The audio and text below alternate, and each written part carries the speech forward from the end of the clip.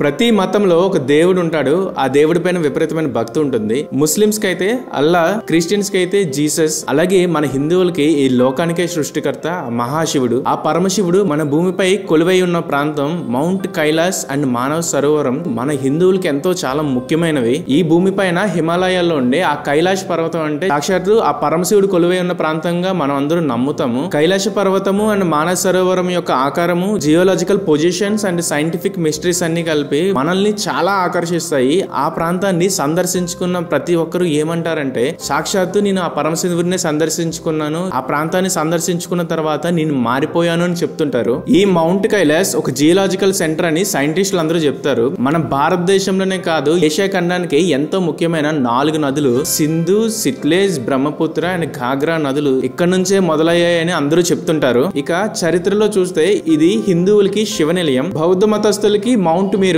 అంటే central point of the universe, జైనులకి రిషబ్దేవ్ నిర్వాణ ప్రదేశం, బాన్ మతస్థులకు మాత్రం ఇదొక ఆధ్యాత్మిక శక్తిపీఠం. ఇలా ఈ ప్రాంతాన్ని రకరకాల మతస్థులు చాలా పవిత్ర ప్రాంతంగా కొలుస్తారు. అలాంటి ఈ పవిత్రమైన ప్రాంతాన్ని సందర్శించడం అంటే ఒక పూర్వజన్మ సుకృతంగా అందరూ భావిస్తారు. మే నుండి సెప్టెంబర్ వరకు చూడటానికి మాత్రమే అందుబాటులో ఉండి ఈ ప్రాంతాన్ని సందర్శించడానికి కొన్ని లక్షల మంది ప్రపంచం నలుమూల నుండి వస్తుంటారు. అలాంటి ఈ ప్రాంతం కొన్ని రాజకీయ అండ్ ప్రపంచంలో జరిగిన మార్పు వల్ల 5 సంవత్సరాల నుండి మూసివేయబడింది. దానికి గల కారణాలు ఈ వీడియోలో మొత్తం చెప్తాను. హాయ్, నేను మీ వీకే బ్రదర్. ఈ వీడియోని లైక్ చేసి ఈ ఛానల్ ని సబ్స్క్రైబ్ చేసుకోండి. మీరు ఈ వీడియోని చూడడం ద్వారా వచ్చే డబ్బుల్ని వీకే హోప్స్ ద్వారా పూర్ పీపుల్ వెల్ఫేర్ కు ఉపయోగిస్తాము. So please support us. మన హిందువులకి ఎంతో ముఖ్యమైన ఈ మౌంట్ కైలాస్ ప్రాంతం టిబెట్ లో ఉంది. చైనా వాళ్ళు టిబెట్ ని ఆక్రమించుకున్న తర్వాత దీని పూర్తి అధికారాలు చైనా వాళ్ళకి వెళ్లిపోయాయి. 2020లో కరోనా మహమ్మారి వైరస్ తో మొత్తం ప్రపంచాన్ని చుట్టేసి నాశనం చేసింది. ఆ టైంలోనే ఇంటర్నేషనల్ బోర్డర్స్ అన్ని క్లోజ్ అయ్యాయి. కైలాసి యాత్ర కూడా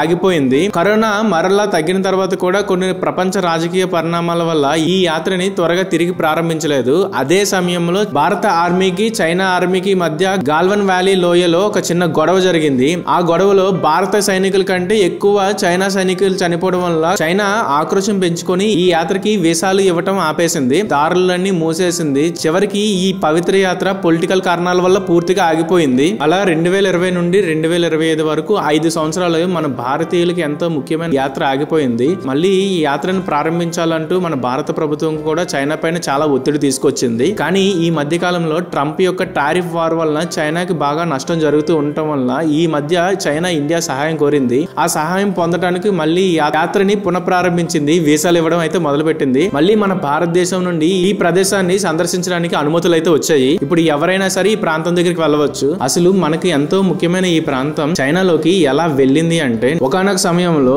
ఈ ప్రాంతం టిబెట్ లో ఉండేది. టిబెట్ అనేది ఏ కంట్రీకి సంబంధించింది కాదు. ఇది స్పిరిచువల్ అండ్ పీస్ఫుల్ భూమి. అలాంటి ఈ ప్రాంతాన్ని 1951లో బలవంతంగా చైనా ఆక్రమించుకుంది. ఆక్రమించుకున్న తర్వాత అటానమస్ రీజన్ గా ప్రకటించింది. అటానమస్ రీజన్ అంటే ఈ ప్రాంతానికి లోకల్లో దానికి ఉండే పవర్స్ అండ్ రూల్స్ ఉంటాయి, కానీ ఈ ప్రాంతం చైనా అండర్ లోనే ఉంటుందని దాని అర్థం. టిబెట్ లో ఉన్నంత వరకు భారతీయులు ఈ ప్రాంతాన్ని సందర్శించడానికి చాలా వీలుగా ఉండేది. ఎప్పుడైతే చైనా ప్రభుత్వం ఈ ప్రాంతాన్ని ఆక్రమించిందో అప్పటి నుంచి ఈ ప్రాంతాన్ని సందర్శించడానికి ఇబ్బందులు మొదలయ్యాయి. ప్రాంతం చైనా ఆర్మీ కంట్రోల్లో ఉంది కాబట్టి చైనా వీసా ఇవ్వాలి, చైనా పర్మిషన్స్ ఇవ్వాలి, చైనా రూల్స్ అండ్ రెగ్యులేషన్స్ కి కట్టుబడి ఉండాలి. ఇప్పుడు ఈ ప్రాంతాన్ని సందర్శించడానికి మన భారతదేశం నుండి 3 ముఖ్యమైన దారులు ఉన్నాయి. మొదటిది ఉత్తరాఖండ్ బోర్డర్ లో ఉన్న లిప్లేక్ పాస్ నుండి మొదలవుతుంది. లిప్లేక్ పాస్ నుండి 18,000 అడుగులు ట్రెక్కింగ్ చేసుకుంటూ వెళ్ళాలి. ఇది ఇండియన్ గవర్నమెంట్ ఆర్గనైజ్ చేస్తుంది.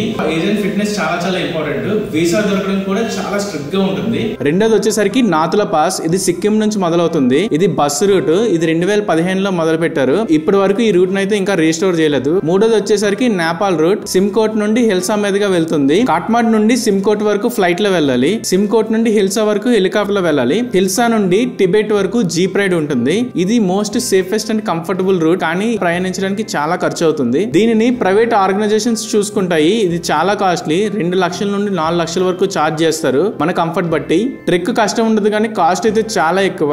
కానీ చైనా వీసా పర్మిషన్స్ మాత్రం కంపల్సరీ. అసలు ఇంత కష్టపడి మన భారతీయులు ఈ కైలాస పర్వతాన్ని సందర్శించుకోవడానికి ఎందుకు వెళ్తున్నారని చాలా మంది అనుకుంటారు. మౌంట్ కైలాస్ అనేది ఒక కొండ కాదు, అది సాక్షాత్తు శ్రీ పరమశివుడి నిలయం. అది ఆదిశక్తి కొలువై ఉన్న ప్రాంతంగా మనం అందరూ నమ్ముతాము. కైలాస పర్వతాన్ని దర్శించుకుంటే సాక్షాత్తు ఆ పరమశివుడిని దర్శించుకున్నట్టుగా మనం అందరం భావిస్తాము. అలాగే మానస సరోవరంలో స్నానం ఆచరిస్తే మన శరీరంతో పాటు మన ఆత్మ కూడా శుద్ధి అవుతుంది. అవుతుందని, కర్మ ఫలితాలు అన్ని పోతాయని మన భారతీయులు నమ్ముతారు. ఇది సరదాగా వెళ్లే ఒక ప్లేస్ కాదు, ఇది ఒక భక్తి యాత్ర, ఇది ఒక వైరాగ్య యాత్ర, ఇది ఒక మోక్షానికి ఒక మార్గం. అందుకే పెద్దలు అంటారు మనం ఇక్కడికి వెళ్ళాలి అనుకుంటే వెళ్ళలేం, ఆ పరమశివుడు పిలిస్తేనే వెళ్ళగలమని. మళ్ళీ ఈ యాత్రలు మొదలయ్యాయి కాబట్టి ఆ పరమశివుడి ఆజ్ఞ అయితే మనకు దొరికింది అనుకుంటున్నాను. సో మీరు కూడా కుదిరితే ఆ మౌంట్ కైలాసం సందర్శించి మానస సరోవరంలో స్నానం చేసి ఆ పరమశివుని దర్శించుకోండి. వీడియోని లైక్ చేయండి, ఈ ఛానల్ ని సబ్స్క్రైబ్ చేయండి, మీ ఫ్రెండ్స్ తో షేర్ చేయండి. మీరు ఈ వీడియోని చూడడం ద్వారా వచ్చే డబ్బుల్ని వీకే హోప్స్ ద్వారా పూర్ పీపుల్ వెల్ఫేర్ కి ఉపయోగిస్తాము. మీకు ఏదైనా వీకే హోప్స్ ద్వారా సాయం పొందే అవకాశం ఉంటుందా